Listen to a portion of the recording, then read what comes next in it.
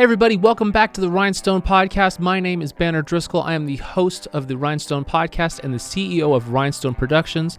Rhinestone Productions is a virtual music studio with a team of 25 musicians, engineers, and producers that we take your bedroom demos and turn them into completed master works. And our podcast is an extension of that, where we interview the best musicians and divulge their tips, tricks, and secrets to building careers in the music industry. Now, one thing we've learned in this podcast is that a career in the music industry can take all sorts of different twists and turns. And I'm very fascinated by today's guest because he's done something that I think a lot of people assume you can't really do, which is be a one-man acoustic band and just play covers for people all over the world. But that is what our guest Mike Massé has done. Ever since he came onto my attention, gotten to my attention by playing his cover of Africa back in 2010. I've thought about Mike and his career, and what's kind of been amazing is I haven't lost track of him for a little while, and really started thinking about some of the more original people who got viral on YouTube, and was like, I'll check him out. And turns out he's launched this incredible career where he's toured the world, he's played with orchestras, he's got a Beatles cover band, he's just doing all these incredible, amazing things, all from just the success of one viral video on YouTube. And what's kind of amazing is a lot of people, when they have success, viral success, they're not able to capture it and make it into something and make it into a career. But Mike not only turned it into a career, he turned it into income streams and into all sorts of collaborations and travel in the world and all these different opportunities and getting to meet all these famous musicians of songs that he's covered. And I mean, we even talked in the intro about how Dennis DeYoung from Styx said, hey man, I used to sound like that at one point when Mike showed him one of his covers. And it's just a amazing thing to see how important covers are if you're going to be a successful musician. And Mike breaks down how he does it and goes through step by step how a song goes from an idea to a final cover performance of something. And it's just phenomenal. And he's making a career out of it. So Mike is just doing the thing, and he's doing an incredible job. And I think it's just going to be one of those interviews where people look back at this one and they go, wow, there's just so much good info here. I learned a lot from it. I know you guys will learn a lot from it. So without further ado, here is our guest, Mike Massé, here on the Rhinestone Podcast. Welcome to the Rhinestone Podcast, where we journey through the extraordinary lives of music's brightest stars. I'm your host, Banner Driscoll, and today we're diving into the captivating realm of Mike Massé. Mike Massé isn't just another musician. He's a virtuoso whose acoustic covers of iconic rock anthems have captivated audiences worldwide. With over 160 million views and a legion of 436,000 subscribers on YouTube, Mike has ascended to the pinnacle of digital stardom. His mesmerizing interpretations of classics by legends like Toto, Boston, and Rush have earned acclaim from the very artists he pays homage to. But Mike's rise to fame wasn't your typical overnight success story. It began with a serendipitous moment at a local pizzeria where his rendition of Toto's Africa sparked a viral sensation on YouTube in 2010. This pivotal moment led him to leaving behind his career as a public defender and embrace music as his true calling. Mike's musical journey extends far beyond YouTube. He embarks on worldwide tours and enthralls audiences with his soulful performances in both intimate venues and grand stages. Seamlessly transitioning between live and virtual platforms, Mike engages fans globally through captivating live streams. Endorsements from Ovation Guitars and Roland affirm his status as a respected musician, amplifying his influence across the global music scene. Join us as we unravel the enigmatic world of Mike Massé, exploring the highs, the lows, and the indelible mark he's left on the fabric of the music industry. Mike Massé, welcome to the Rhinestone Podcast. How are you doing, my friend? I'm well. Thank you for having me. Well, Mike, there's so many places I would love to to explore with you. However, before we started, you were telling me a little bit about some of the people that you've met in your journey of covering all these different artists. And I wanted to kind of save this story for recording of the podcast. But you recently told me a story about meeting Dennis DeYoung of Styx. Do you want to tell us a little bit Yeah, about that story? sure. Sure. So I went and saw him in Boulder, Colorado. I live in the Denver area. And it was a few years back, and it was actually on his birthday, which was pretty cool. And we had a mutual friend, and I was like texting the mutual friend. I'm like, hey, can you get me backstage? And so he did. And I got to meet Dennis DeYoung. And Dennis DeYoung didn't remember this at the time, but he had actually heard my cover of "Come Sail Away" because that mutual friend had sent it to him, and it was me playing acoustic guitar and singing "Come Sail Away." And he, he loved it and thought it was great. But I was trying to refresh his memory on who I was, and so I gave him my phone and I pulled up my "Come Sail Away" video, and he starts watching it on my phone, and then he starts singing along to "Come Sail Away," which is like surreal for me. Like he's singing along with me singing "Come Sail Away," and then he points to the screen and he goes, "I used to sound like that," which is like crazy. Like, but he still sounds amazing. By the way, he sounds like out of all of the rock singers, he's one of the ones who's protected his voice the best, I would say, at his age. He sounds amazing.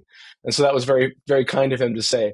And so while I'm talking to him, his guitar player, August Zadra, walks by, who is like his Tommy Shaw, basically doing all the, the Tommy Shaw lead singing and a lot of the guitar work. And August had been killing it all night. So I was, looking forward to meeting August too. And August stops dead in his tracks when he looks at me and he goes, "You're Mike Massé." I'm like, "Yeah." He's like, "Sorry to go all fanboy on you, but you're Mike Massé." And then he turns to Dennis. He's like, "This is Mike Massé," which was just like a super cool moment for him to be like, excited to meet me in front of one of my childhood idols, Dennis DeYoung. It was just like, made me feel cool. And so, we did the selfies and all that. And it was just, I told Dennis DeYoung this, and this was a true story. I said, when I was a little kid, it sounds really strange to say it out loud, but he says, when I was a little kid, I used to wish that I would get some kind of serious disease so I could make a wish and meet you. That's what I told him. Wow. I'm glad it didn't come to that. Yeah, but I'm like, I don't know how else I'm going to meet Dennis DeYoung. I guess I need to get really sick or something. Oh my goodness. It took a while, but I eventually got to meet him. So how do artists feel? I mean, obviously you've on your website, you can see a lot of artists have, they've made social media posts and stuff, but in face-to-face, do most artists treat you well with covering the songs? Oh yeah, like the ones I've met, yeah, they're really, yeah, they're grateful. And I mean, there's some exceptions out there, in terms of policies about some musicians don't like their music covered. Yeah. And we can name names if you want. Yeah, we won't mention Don Henley on this podcast. He's a pretty well-known one. Actually, let me say this. In a roundabout way, I'm going to defend Don Henley because it turns out there's somebody worse, and I didn't know. I found out the hard way. Really? But yeah. So I posted a cover of "Boys of Summer," and Don Henley, after a year or two, or a little after a while anyway, at his instruction at least, YouTube muted the audio or they blocked the video, I think, in the United States only. But the rest of the world can still see my "Boys of Summer" cover. And he didn't give me a copyright strike or anything. He just blocked it in the United States. And I was just like, oh man. And I just thought, that's not cool. And then years later, it was like, I don't know, last year or something, Brian Adams gave me my first copyright strike. Wow. And it was for a cover of "Heaven" that had been on my channel for like 3 years. I'm like, you could have told me 3 years ago this bothered you. And it's just like, and he gave me a copyright strike. It was the first one I'd ever gotten. And the moral of that story is that YouTube and the internet is still the freaking Wild West when it comes to covers and copyright and publishing. It's just like, as a cover artist, we exist at the mercy of the publishers, but there's no it's literally like what they feel like doing and how they feel like treating cover artists, because there's no rules. They have complete discretion. I used to, I have covers of several songs, and sometimes the publishers will take a song and they'll be like, okay, we're no longer sharing the revenue with you. We're just going to take it all. And I'm like, okay, because you can't say no, because they could say, or we're going to block you and give you a strike. It's just like we literally exist at their mercy. So I'm just like, I love you, publishers. You're my friend. No, so yeah, that's just kind of a little peek into that world. Well, let's dive deeper. How do you manage your copyrights on YouTube and recorded music and stuff like that? Because I mean, that is a thing that a lot of people are scared of. That's why a lot of people don't cover songs. And obviously, even too, I've lived in cities where venues have cracked down on cover bands for going against BMI and ASCAP and stuff like that.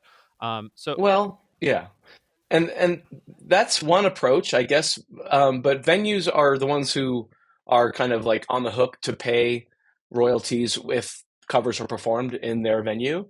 And you could have a zero cover policy, but that's kind of, I mean, that's not super friendly to musicians either, because a lot of musicians play covers, even if they don't do just covers, they still throw some covers into their set or whatever. It's just kind of like, okay, we could work around covers maybe, but most of the time they just pay their their ASCAP and BMI fees. They just pay their dues or whatever, and it's just like that's part of the cost of doing business for a venue. Is like you got to be on, you have to have that covered. And so for live, it's usually I leave it to the venues most of the time, and then in terms of YouTube, the good news and the bad news about posting covers is the good news is you can post an audio cover and no artist can stop you or interfere with that. You can just cover whatever you want as long as it's a digital copy, because the licensing happens like as the downloads happen. You don't have to pay for anything in advance. You don't have to pay, like if you printed an LP of covers, you'd have to, however many physical copies you made, you'd have to pay those royalties in advance for those physical copies and then make the money back when you sold them. With digital, it just happens on the fly. You don't have to pay anything in advance. So that's nice. But the bad news, the flip side of that is that once you involve video, there's something called sync rights. And sync rights means you're syncing someone else's audio work to your video. And even if it's a video of you performing that audio work, it's still your video. And so sync rights is where the publishers get some discretion, and they actually get complete discretion about whether or not they want something to exist and survive on YouTube or if they want to shut it down. So yeah, and you don't know as a YouTube artist if something is going to get taken down until you've posted it, which is the ridiculous part. They used to have a database on YouTube, like a catalog you could search, and it would give you, it wasn't like a perfect thing, but it would give you some kind of idea of what to predict what would happen if you were to post a certain cover of a song. It would say, this song is blocked in all countries, or this song is, blocked in these territories, or, or this song would be fine, And I took that guidance a couple of times. I steered clear of a couple of songs because I'm like, I think this is going to get blocked in the US if I'm going to do it. So what's the point? And, but then there were other songs that I got surprised. I'm like, what? Like I had a cover of, If I Needed Someone by the Beatles that I did with the Mona Lisa twins. And that song's written by George Harrison, where most Beatles songs are McCartney and Lennon or whatever. But I had a couple other George Harrison songs on my channel that had been fine. But when I posted that one, it got blocked immediately. And like we had walked around Liverpool filming that video together. Like we had put some time and effort and money into this thing. And just to find out, like when you post it, nope, it's blocked, sorry. It's just like, oh man. But then like years later, actually it's just a month ago, I should say, years later, a month ago, the Mona Lisa twins just posted it again on their channel on a whim, just like, is it going to get blocked again? And it didn't. And so they released it publicly. So now you can see that video on their channel, which is great. And the same thing happened with my Stairway to Heaven. When I initially posted Stairway to Heaven, blocked. And then like years later, I'm like, I'm going to try to make this public and see what happens. And it was fine. And so, but they didn't tell me, like I got no notice, like your video's now fine. It's just literally like the Wild West. You just don't know. And it's kind of maddening. And then I get artists asking me like, well, how do you avoid, copyright issues on YouTube? I'm just like, I don't know, roll the dice. It's just like, it's not a good, I mean, I wish I had a better answer. It's just like, yeah, but YouTube doesn't even have a better answer for you. Yeah. And that's the thing, is it does feel very complicated, and it's, you're at the mercy of so many different entities, right? Like you have the YouTube, publishing, labels, the artists themselves even. So it does seem like a very, you kind of have to weasel your way through it a little bit. Yeah. And you could probably like do a little bit of research and be like, okay, I want to cover this song. Are there any other covers of this song on YouTube, that seem to be surviving and existing, just fine. But that even isn't necessarily like guidance. I'm sure there's a lot of other covers of Heaven on YouTube right now, but mine was just maybe a little bit more high profile, and that's why it got targeted. I don't know. It's like you can't even do it based on what's happened to other people. You can't even take that as like a fail safe like prediction of what's going to happen. YouTube's like I think their literal advice now is, well, if you're not sure, just upload something as an unlisted video and see what happens. It's just like, really? That's like that, so you're not publicly like ridiculed because your video got blocked. It's just like, it means you can't advertise it in advance. Like, I guess you could schedule a premiere of something, and I guess it would probably get blocked before you even got that far, but I don't know. It's just kind of a mess. Yeah.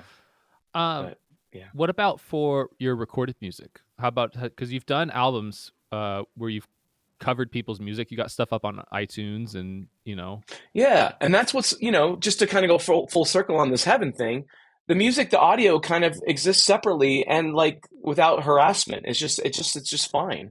And there's something called YouTube Music, which people are probably familiar with. And every song that I use a company called. Hey everybody, just wanted to make a quick editor's note right quick. The company that Mike mentions here is actually called SoundDrop, SoundRop.com. They are a great distributor. A lot of people for cover songs use them. It is only $1 to put a song up, and it's about $10 to get a license to have the mechanical license to cover the song. Great service. I really like them a lot. He kind of fumbles through, but we do get to that point eventually that it is called Sound Drop and the pricing model. If you guys do covers, I highly recommend these guys. I've vetted them, and I think might be putting some music out with them soon. So, just a quick editor's note. Back to the podcast. Louder. Sorry, it's been a while. Louder, and they're the ones who handle my distribution on iTunes and everywhere else, like Spotify, whatever. And when they release the music, like I always post a video version on YouTube, and then I give them the audio, and they distribute the audio everywhere. And one of the places they distribute the audio is YouTube Music. And so they make a video of it that's just the album cover or just a single cover and the audio. And that's what they do with everything that goes to YouTube Music. So you can still watch my cover of Heaven on YouTube with just the album cover. You just can't see my video performing it. So it's like literally still there in a video on YouTube, but just not the one I made, just the one YouTube made. Which is like, that's the madness of it. It's just like, did you really block me? Did you really? Again, like how do you do that for recorded music? Is just they handle it, Louder handles it? Because I mean, like, imagine if you're putting it on Spotify or on a CD or printing. I mean, you sell CDs at your shows. How are you getting the copyrights or the publishing for those songs? I don't actually sell CDs in my shows, and I don't sell physical anything. I'm just the only thing I have. I made a run of. I did have a CD that I made a hard copy of through CD Baby or whatever, and sold it on Amazon, and it's just like it's literally just out of print right now. I just need to get some more made because I've sold out of that. But when I do a cover through Louder, they get everything approved in terms of the publishing, and it just goes everywhere, and it just exists, and it's fine. And I'll get the little streaming revenue, or if people buy my music, I'll get that. And so it's just kind of a nice little piece of the revenue pie. But I use that as just kind of an advertisement for my live gigs. It's just kind of all sort of feeds into keeping the machine going. How did you find out about Louder?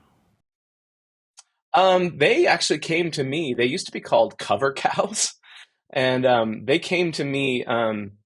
Interestingly enough, it was kind of a rough time in my life. I was still a public defender, like a full-time attorney in Salt Lake City, and I had just had my music had just kind of it was sort of gone a little bit viral, and I had some new fans in the Netherlands for my YouTube, my Africa video, and we got the horrible news that my youngest son Noah, at the time, he was 11 months old, he had a brain tumor, and so right around that same time, Cover Cows had reached out to me, and they're like, "Hey, we see that your music's kind of taken off.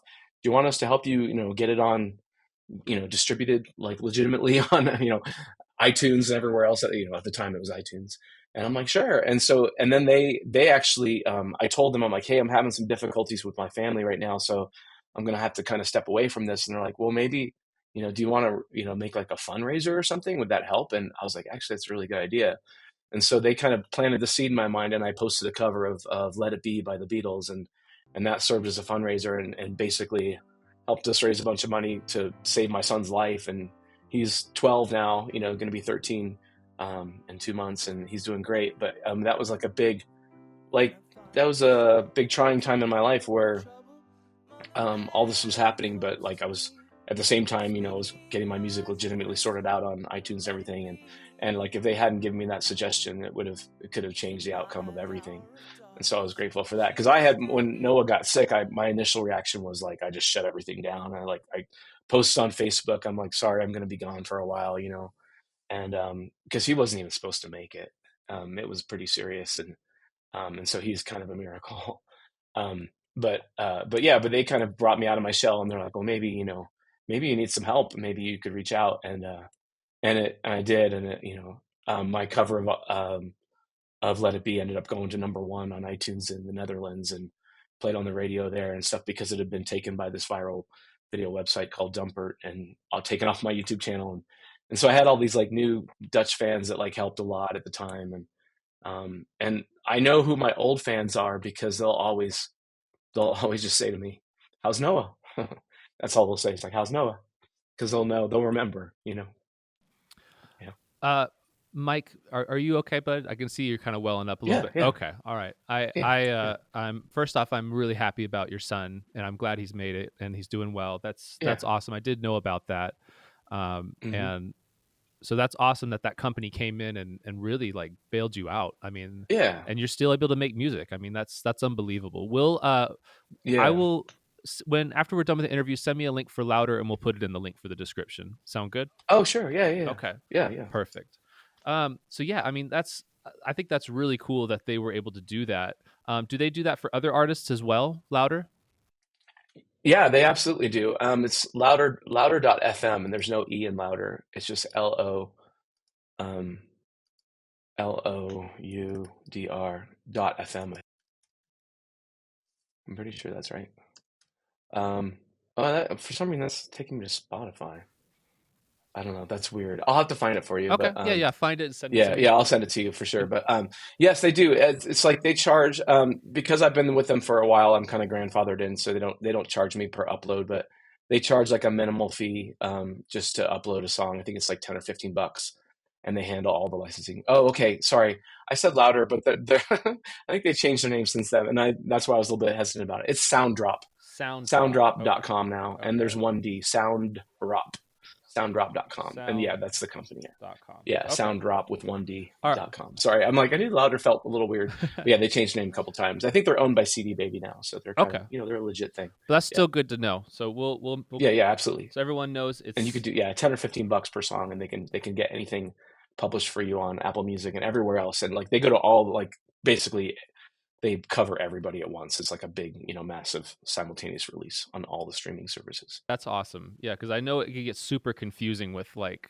putting stuff out. And I have friends that do covers as well, and they're like, oh, I don't know about Spotify or Apple Music, but then like, I mean, if you have, I mean, streaming can be like a huge uh, source of income for a lot of artists. I mean, it can, it's not going to maybe sustain you, but it can turn into especially if you have an audience that looks for your stuff. So I think that's awesome. That's really cool.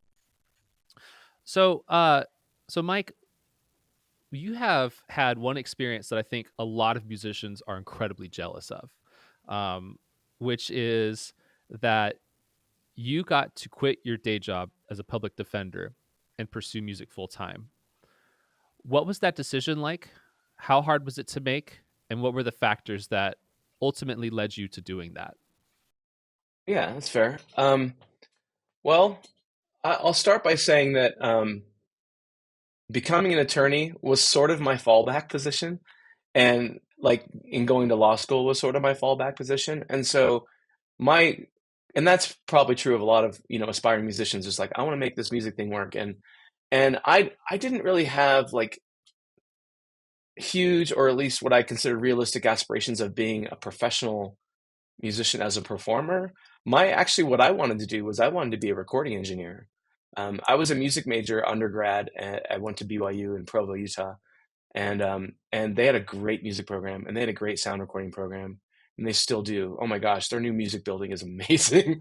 I was like so jealous of the people who get to go there now. I'm just like, oh man, like it's just like yeah, state of the art. It's amazing. But yeah, I undergrad I was like I wanted to be a recording engineer, and when I got out of school, I just didn't have like I didn't walk into a recording job, and everybody wanted me to like be an intern for free, and I'm like I can't work for free. So I got a job at a CD store for a while. It was just like I'm like I guess I'm going to law school, and so I took a year off and I applied to law school and all that, and ended up doing that. And so that was kind of my fallback position. And but all along in college, I'd been playing covers at local restaurants or whatever, and kind of developing a repertoire. And I had a cover band. And some of the musicians that are on my YouTube channel now are people that I played with in college, like literally, like Jeff Hall or Sterling Cottam or Brenda Andrus or Scott Slusher, just to name a few, or Ken Benson. Scott Slusher and Ken Benson are actually two of my friends that I met in junior high, and they were my bandmates in junior high, and they're on my YouTube channel. So like, I just kind of took everybody from my past. I'm like, hey, let's make a YouTube channel. It's just fun. But yeah, so I went to law school, and I became a public defender, and I kept this all through college. I had this standing gig at this pizza place called the Pie Pizzeria in Salt Lake City. When I lived in Provo, I would drive up. It was like a 45-minute drive. I would drive up there once a month, 2 nights, Monday and Tuesday night. I'd play from 7 to 10, 2 nights a month. And that was kind of how I kept my repertoire fresh in my brain, and I kept learning new songs. And I played there. I started playing there in January of 1993. I started filming my gigs there 25, no, 93, 2000. I got to get this math right because I don't want to get criticized for it. Yeah, 1993, 2003, 2000, 15 years later. Okay, not 28 years later. 15 years later, I started filming my It's gigs. okay. You're a musician. And You're a musician, not a mathematician. I know. Yeah, I can count to 4. I can't even count to 8 because that's for dancers, right? Yeah, That's for dancers. seven's really hard. Right. So I got the 4. So yes, many years later, I started filming my gigs there, and started, like in 2008, began my YouTube channel. And so YouTube had only been around for a couple years, so I'm kind of an OG on YouTube, and that kind of helped me, just a lot of people have seen me over the years, like seen at least something I've done, and anyway, yeah. So I started making the YouTube channel, started posting videos, and it was after Africa was posted that it kind of went a little viral. That I started thinking, I think if I did this full time, I could kind of replace my income that I make as an attorney. I wasn't necessarily like, I want to be rich and famous. I'm just like, no, I just want to be middle class, but like as a musician instead of an attorney. That was my goal, and that's basically what I've achieved. And so that was kind of a decision I made. I talked to my wife about it, and we decided to move from Utah to Colorado. I have a sister here that lives like 5 minutes away, my oldest sister. And we wanted to move near family because after what had happened with our son, Noah, we just didn't want to be like isolated in Utah anymore. We wanted to live at least near one of my siblings. So that's why we moved to Colorado. But I had gone to high school in Colorado and gone to CU for a little while. So it was like coming home for me. And I still had my friends, Scott and Ken, that were still local from junior high, musicians and stuff. So it's all been great coming back. And I've been a professional musician for 10 years. I kept my law license. I did reciprocity, where you basically pay the state a bunch of money and then get sworn in and get a background check or whatever. And then I just went inactive immediately. I've never practiced as an attorney in Colorado, and I hope I never have to. But I didn't want to give up the law license because it's weird to say I used to be an attorney, because people just start looking at you funny, like, well, what happened? What happened? Too many DUIs? It's like they look at you kind of funny, like, you used to be an attorney. What happened? So yeah, I'm still an attorney. I just don't practice. But so as far as the decision, I mean, was there like a number you needed to hit as far as, I mean, because, I think it's weird to think about now, but in 2010, thinking of someone being like a professional YouTube cover artist does seem like a far-fetched idea. And so, I mean, what were the parameters for you for quitting? I mean, your day job. I mean, that's a big job, and being a public defender, I mean, that's a good day job.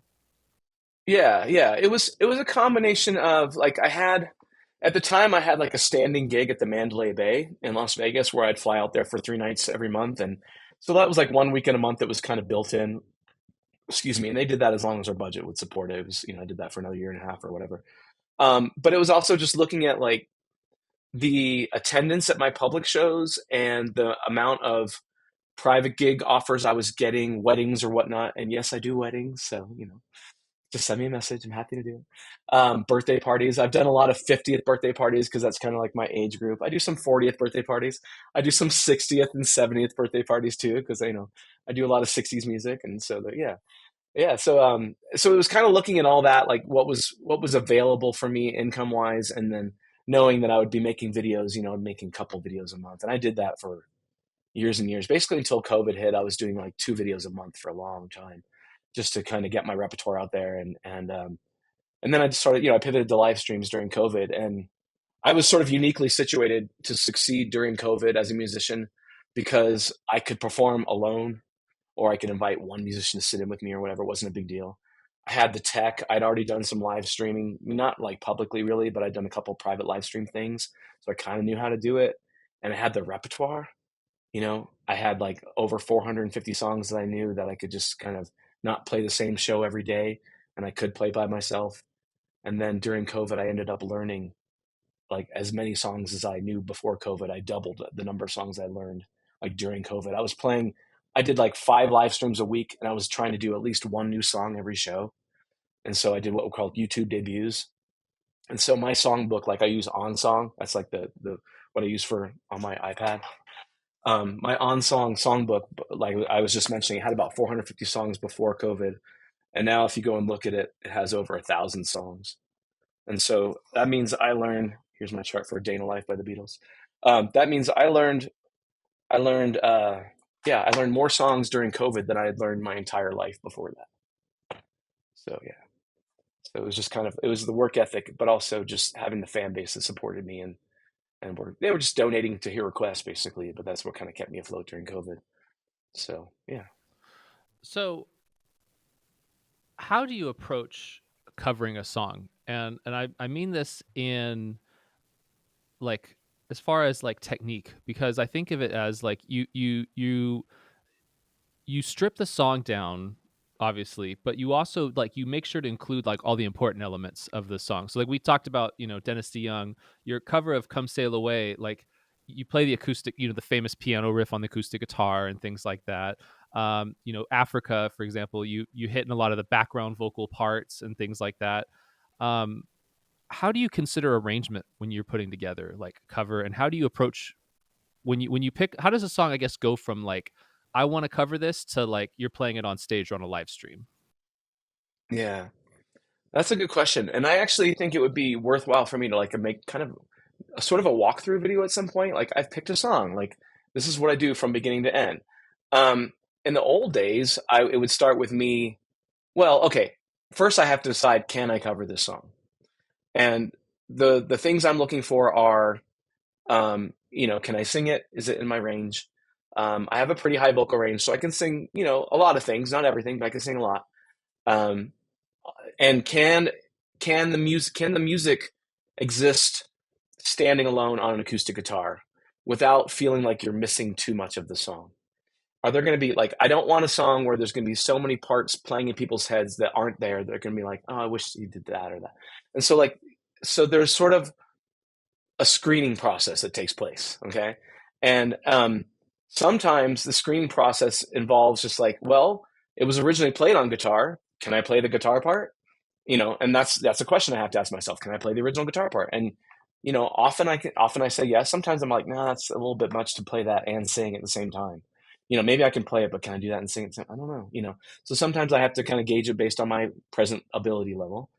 And then other times I'll have to be like, well, I can play the guitar part, but the guitar part is not the song.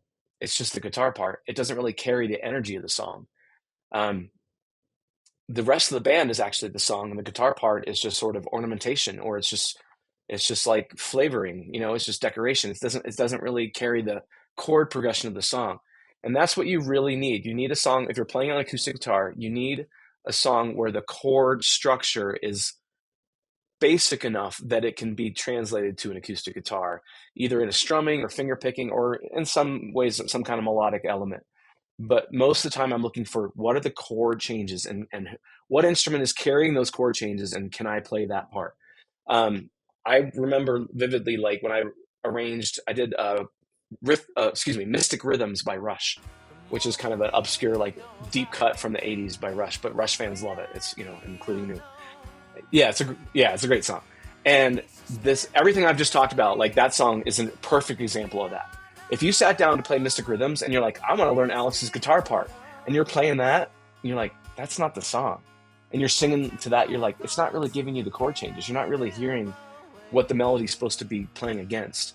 And so that, like, literally, I say it came to me in a dream because I was listening to it late at night one time, and I was listening to the song. I was laying in bed, and I'm like, oh, I can do this song. I just need to ignore the guitar part, which is really counterintuitive as a guitar player. Like the guitar part, like what's the bass doing? What's the keyboards doing? What's the drums doing? And that's where I focus my cover. And I do play percussion with my feet. That's something I've added to my set in the last, especially during COVID, but I started before that using a stomp pedal. But now I play stomp with my left foot and a tambourine with my right foot, and that's my kick and snare. And I do that like, whatever the song requires. I do some kind of simplified beat sometimes. I don't go crazy with my feet, but I'm keeping a beat. And if I'm playing alone, it adds a lot to have suddenly a kick drum come in through the subs when you're playing up on stage by yourself with an acoustic guitar. It's like, whoa, people are like, whoa. So yeah, that song has like 4 on the floor where it's got a kick throughout, and I'm like, I can do that. And I'm just kind of strumming the chord changes from the keyboard part with the bass of the rhythm. I mean, the rhythm of the bass. And like, it's a good cover and it works. And in some ways, I think of that as like, I sort of unlocked that song for other people. Like other people can be like, how can you play Mystic Rhythms on acoustic guitar? They start Googling. They're like, oh, this guy did it. Oh, that works. And he's like, he's not that great of a guitar player. I can play that. Because I mean, as a guitar player, I'm all right. I'm a rhythm player, and a rhythm player by definition means you can't play lead. Like if you're calling yourself a rhythm player, it's probably because you can't play lead, and that's totally me. And so like I'm a decent rhythm player, but like I have my limitations. So if you can play lead, then you're probably ahead of me on guitar, and like anything I can do on rhythm, you can probably figure out. And so like that, yeah, that helps a lot of people. Like whether or not they can sing it is a different question. That's just kind of up to them. But um, so that's how I approach songs. Like, can I do it? And like, what's the best way to do it because I try to cover the whole song and the whole feel of the whole song. I'm not trying to cover one instrument. And so unless it's like Blackbird, where the guitar is literally the only instrument, if you play the guitar part, you're playing the song. Like, okay, that's simple. But a lot of other songs, you're like, well, it's a whole band. Which part do I need to do?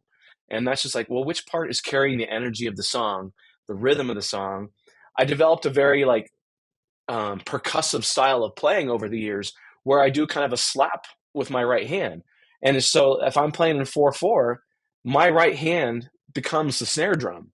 I'm going, it's just a quick mute, then on my way back up, it's unmuted, but it's just there long enough to give you that, just that little, and I do that all the time because like when I'm playing alone, I want people to feel it a little bit. I want a little rhythm in there, not just a strum, It's nice, if you're sitting in a coffee shop, it's nice to hear the little strumming and singing, but sometimes you just want a little bit of variety. You want a little bit more energy, And so that was always my approach, was like, I don't want people to feel like they're missing anything when they're hearing my covers. I want people to feel like if they like the original, they'll like my cover. And that's my insecurity as a musician and as a human. I'm grabbing onto the original. I'm just like, I don't want to change it too much because I don't want you judging me. I want you judging the original and my, through the filter of me. And that's the other reason why I rarely change the feel of the original song. They call them 180 covers. That's the industry term. When you take a slow song and you make it fast, or you take a fast song and you make it slow. And you hear those all the time in like movie trailers. You'll hear some like haunting version of a song with just like a lot of reverb in the vocal line. And you're like, oh, it's that song. And that used to be a fast song and they slowed it down and made it spooky or whatever. That's called a 180 cover. And it's just not something like, it's something I could do, but it's not something I've spent time doing, because I feel like when people walk into one of my gigs, like even if they've never heard of me, I want them to be like, oh, I knew almost every song he played and it was great. Like there's no like, what's this weirdness he's introducing? What's he doing? And sure, maybe I'm shutting down my own creativity, but I'm also like keeping it in a familiar territory. And that's just been my personal formula. I don't recommend that for everybody, because a lot of people, they have musical things to say that maybe like they're going to add something to the song. And I just never had the ego to do that. Like I'm playing these songs that have stood the test of time since the 60s, 70s, 80s. So I'm just like, what am I going to bring to that song? It's like, I don't view it like I got to fix this song, or I'm going to make this song even better. I just never think of it that way. I'm just like, I want to stay out of this song's way. That's my goal. I'm like, I want to stay out of the song's way. I just want to put it out there through me and have people appreciate it. And like, that sounded great. And that's a good gig for me. So you talked a lot about the guitar playing and the arrangement, and the foot pedal, which I think is a great idea. The foot pedal alone is like that, having that bass drum push you forward is really good. And I think that's something I'm going to incorporate pretty soon in my gigs. Can I make one small suggestion about that? It's that you should do both feet, because if you're just doing one foot, it's kind of hard to stay in balance and in time. But if you're doing this, it's like you're walking, and like you're just in better time. And like the reason I switched it, the reason I had my originally it was just because of where I had my pedals. But I'm really glad that the snare drum is my right foot instead of like a drummer would be the opposite.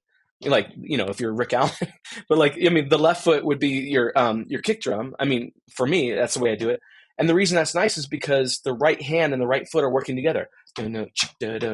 Like this side of my body is the snare. Because if I had the snare over here, I'd be doing it across my body. It'd be weird. And so like as a guitar player, it was good to be a backwards drummer as a guitar player.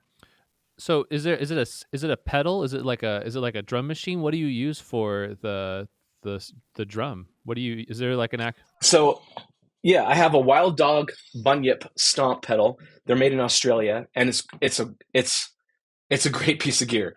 It's kind of a little miracle actually, because it has no battery, no controls, and you plug it in and it's really loud, it's touch sensitive, and it's just like if you get any decent engineer can make it sound like a really good kick drum. It's just like, and it's just a little piece of wood that's under my foot. I mean, with a plug in it. It's just here, one second. Okay. It's right here. I'm just grabbing it for you. I'm excited to see it. Yeah. It's just that. Oh, it's even got a couple little tambourines on it too. Yeah, it's got the little jangles, yeah. And you can hear them if you're in the room, but they don't really come through the PA so much. It's just kind of a little added percussion to it. And I have these fairly tightened down, so I don't really even use that aspect of it very much. And and you can buy them without the jangles, but this is the brand is Wild Dog Stomp, and it's a bunyip. I know it's probably backwards, but yeah. Oh, this says Bigfoot, and this says Bigfoot because they had to change the name because they couldn't get the rights to Bigfoot internationally, and so now they're Wild Dog Stomp. But I like Wild Dog better because it's like the lyrics from Africa. The wild dogs cry out in the night, so it reminds me of Africa. Yeah, so but it's just got a little port right here, just like a 1/4-inch port. And that's it. There's no controls, no battery, no nothing. Oh, that's so simple. It's a miracle. So simple. I love it. Yeah. And then for my right foot, I have literally just a regular tambourine that's got a head on it, like it kind of has a head. And underneath it, like through the little hole in the tambourine, I've got a cable that's running to a floor mic. It's just a little AT floor mic, and it just sits underneath the tambourine on the floor.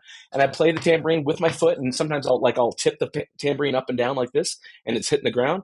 And if you EQ that correctly, it sounds like a snare drum. It's like, and so I've just got like a rhythm section in my feet. It's great, and it's all acoustic. There's no, I'm not using any kind of drum machines or anything. Now, does that work at like smaller gigs too? Like, is that worked out? So it's like not only the big stages where you have a professional engineer, but like if you were to play like a private party, you'd bring that with you as well. Yeah. Like if I do a local gig with my own PA, I absolutely bring that. Like I won't run the tambourine through the monitor because it's on the floor and the microphone's right there, so I don't want feedback from the. So I don't even need it through the monitor because I can hear it, because it's like it's right by me, so I can hear it. But I love putting the stomp through the monitor. Yeah. Little low end. So you want to hear that? It's good. Yeah. Absolutely, yeah. Okay, so we've talked about the arrangement. We've talked about the guitar playing. We've talked about the gear. How about your vocals? Because that's the thing I think that sets you apart from everybody else. One of the things I love about you is that, like you said, you pay a lot of respect to the song that you're covering, and you channel so many different singers. So I mean, like obviously Africa. We talked about "Come Sail Away." All these other songs, but how do you approach singing a cover song? Because I think that's the thing. That's like the icing on. That's what draws people in. That's the icing on the cake, And I think it's. I'm very curious about your approach because is it, when I hear you, I hear you, and I hear I've listened to enough of your covers that I can hear you, but I'm also hearing. I'm hearing Don Henley, I'm hearing Dennis DeYoung, I'm hearing David Paich, I'm hearing Bobby Kimball, I'm hearing these other artists. How do you approach singing these cover songs? Before I answer that, I want to tell you that I really enjoyed your interview with Rick Emmett. Oh, okay. I love Rick Emmett. He was so awesome. Yeah. And just the passage where he's talking about his singing was just like so great. I mean, first of all, like, I don't want to get on too much on the Rick Emmett tangent. No, but please do. We love Rick Emmett. Vocally, I mean, he was maybe the best rock singer of the 80s. Like, I mean, I'm not even exaggerating. If you put his range in there was just, I mean, he's like, Yeah, like he tells a story like Steve Perry's like, "You sing high," it's just like that should tell you something, right? When Steve Perry's like, "You sing high," and or like, I mean, I'm sure he would get the same comment from John Anderson from Yes, it's like, "You sing high."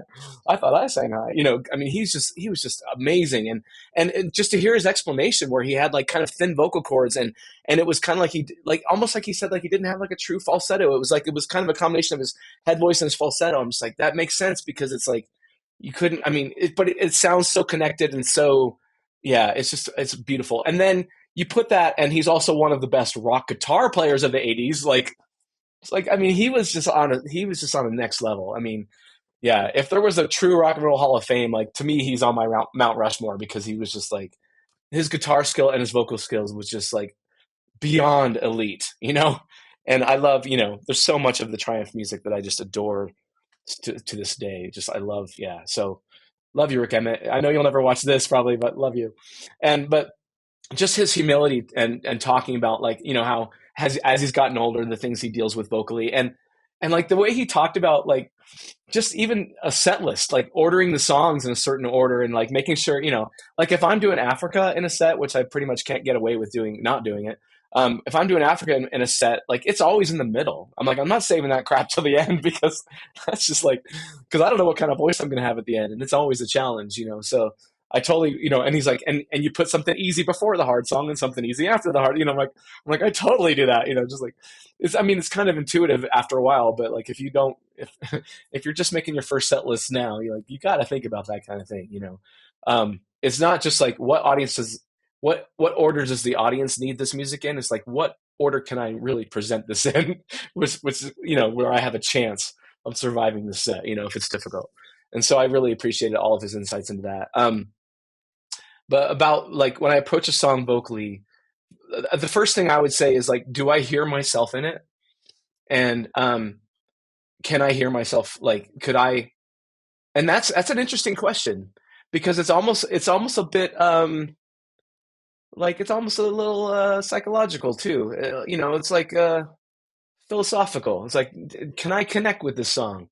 And do I want to put myself in the position of the presenter of this song? Like, do I relate to this song? And is this something that fits in my worldview and my, like, in other words, is it going to feel real coming from me, rather than some weird imitation of somebody else's real thing?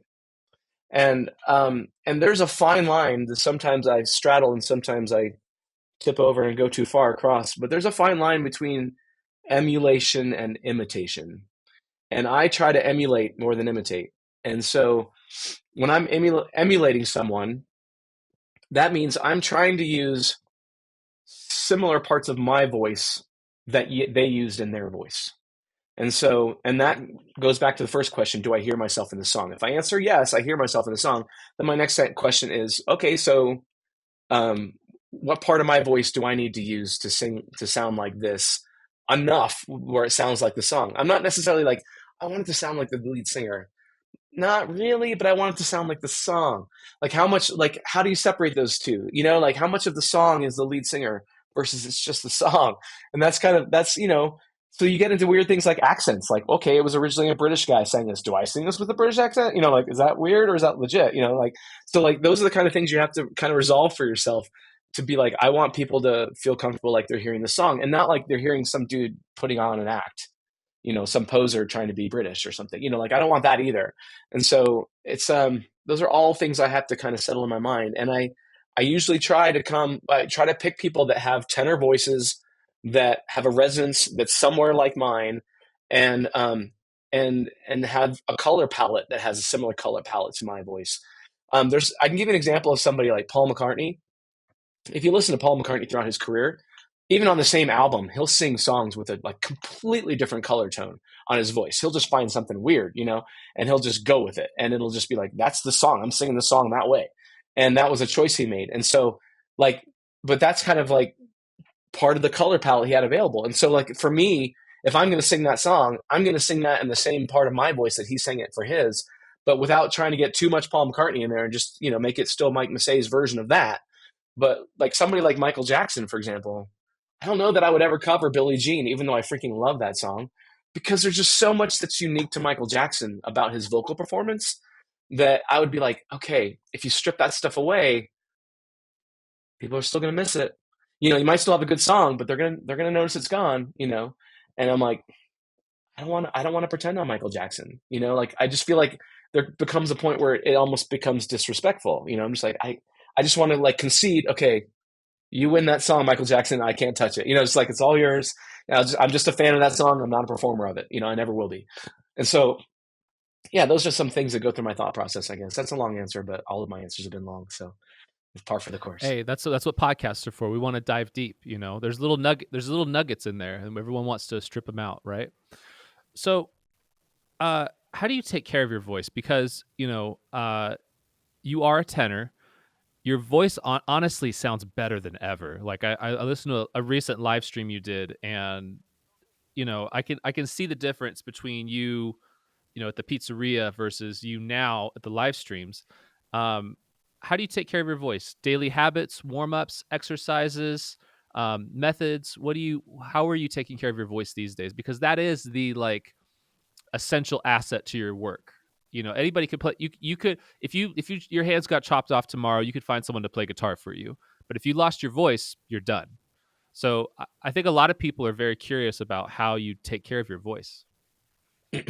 Yeah, that's fair. And it's like, if you ask anybody close to me, I'm always like, um, I'm always the boy who cried wolf when it comes to my voice. I'm like, oh, my voice feels like crap tonight. Oh, it's gonna be a bad night. I'm like, oh, it's gonna be a rough gig. Like I'm always that guy. Just like I'm always making excuses before I sing, and then I find a way to kind of push through it most of the time. There are some nights where I'll be like, see, I told you. But like, as long as I'm reasonably healthy, I'm not too worried about it. But like, if I'm battling a cold, like I just went to Brazil in the UK in April, and like on my way back from Brazil, I started getting a cold. It's like the whole time I was in the UK, I'm singing through a cold, and I'm just like, ah. But yeah, so there was like a balance of like, you have to have, there's definitely some cold medicine involved. Um, like, I don't know how graphic you want me to get here, but like, you don't want a lot of drainage because then that's going to irritate your throat, right? So like, if you take a decongestant, then you're kind of saving your throat. And I do something that not a lot of people do, but I think it works. I think it's smart.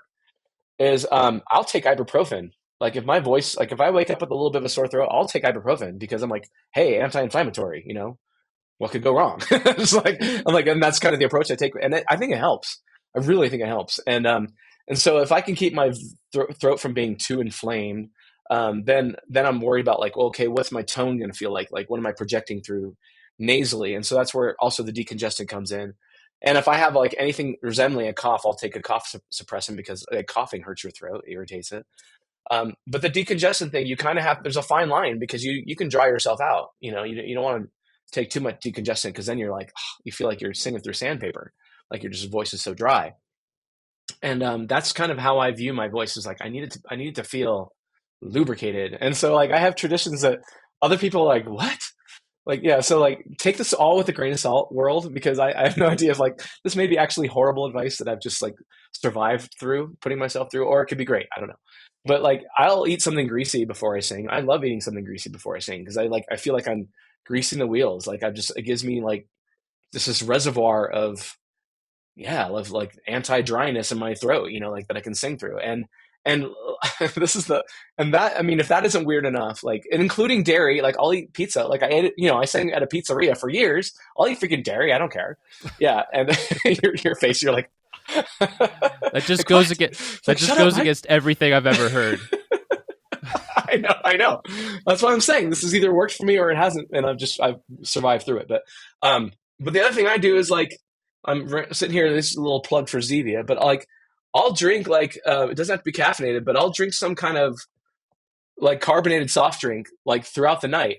Yeah. Like, and it like, again, it's the syrup. It just kind of coats my throat a little bit and makes me feel like I'm not singing through sandpaper. And, cause if I'm just like get through a couple of rough songs and my voice is feeling really dry on stage, if I drink some water, I'll be like, okay, that happened, but it doesn't change anything for me. It's just like, okay, I had some water, because like the truth is about hydrating.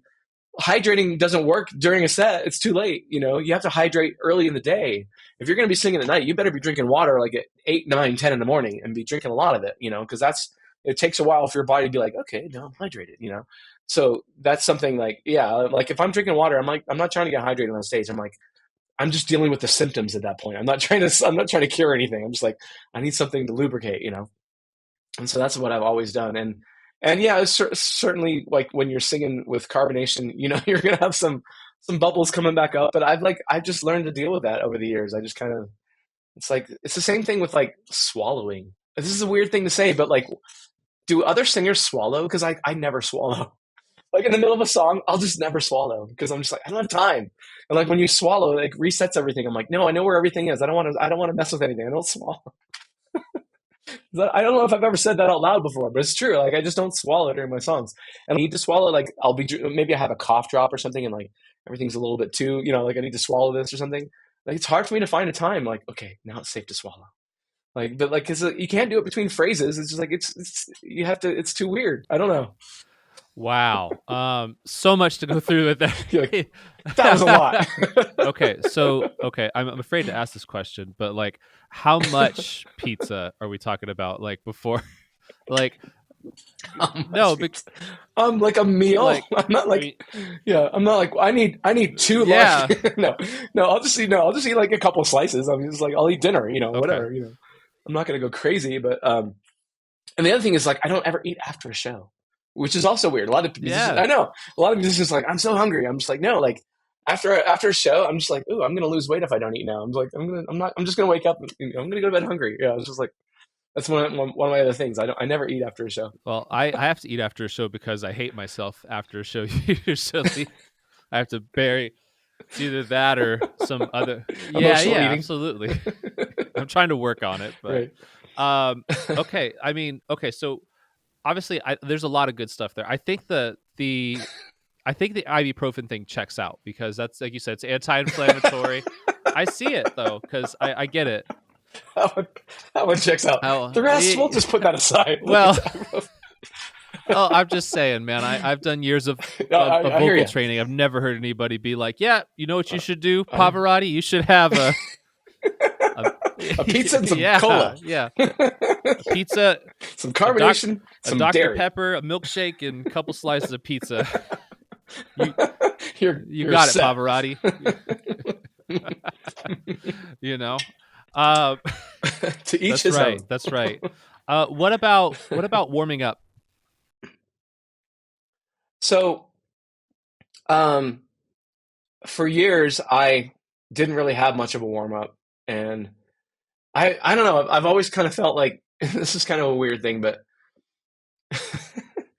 I always felt like because my sets are really long. When I do a gig, it's usually like 3 hours, okay, and I'll maybe take a 15-minute break, but I don't always even take a break, especially if it's a private gig. Sometimes I'll just plow right through. I'm just going to play. And so, like, I would sometimes view my voice as like a limited resource. I'm like, like if I spend too much of my voice warming up, I'm not going to have enough to finish the show. I know that sounds stupid and counterproductive, but that's kind of like a fear I've had in the back of my mind that's kept me from doing extensive warm ups. I'm like, I don't want to waste this voice on warming up. I want to use it in the show. And so, but what I did was about 5 years ago, I felt like there had been some tension creeping back into my voice, and so I did a Per Bristow's program. Per Bristow is the Sing with Freedom program. Singing zone. Is that the guy that has all the ads? He posts ads like all the time. I think he's like Dutch or German. And you'll see me in some of those ads too, because I'm a customer. I'm a satisfied customer of Per Bristow. Yeah, and we've actually met, and he came to my gig in Amsterdam and stuff. And yeah, I went to one of his seminars in New York, and so some of the Per Bristow stuff really helped me to kind of relax. Like I had to relax my face and relax my jaw. And like he kind of demonstrates to you, like in some of his warm-ups, like he makes you sing something really high, and he's like, guess what? The high note you just sang had nothing to do with your jaw, your tongue, your mouth, anything. It's just like it was just kind of basically it was just some good reminders for me that like the best success range wise and longevity wise and endurance wise is just relaxation. You just can't have any tension in your voice because it kills your range. It kills you can't sing all night if you're tense. You just can't. And so I still like have, like when I'm doing something like, Africa or Stairway to Heaven, like the big finish of Stairway to Heaven, something that's high and loud at the end. I'm thinking about Per Bristow, and I'm thinking about just kind of pushing through that and just letting it go and not trying to control it here, not trying to like because that's the thing. Like as a singer, you try to control everything vocally. You're like, you try to clamp down on things. You try to get rid of all the variables. You're like, you don't want your voice to do anything it's not supposed to do at any given moment. So you're like, I'm only going to give my voice this much room to operate in because I'm trying to control it. And that's just like, that's the way I would visualize what happens to me with the tension. And then I have to like, shut all that out and just like, it's kind of like Obi-Wan Kenobi. Let go, Luke.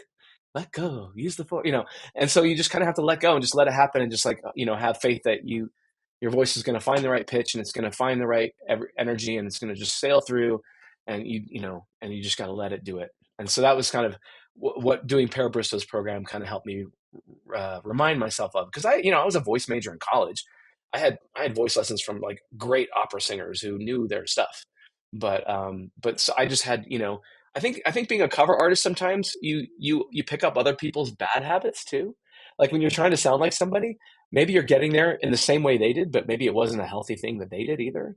And so like it's a double-edged sword when you're trying to like imitate somebody's technique. I'm like, well, maybe they didn't have great technique all the time.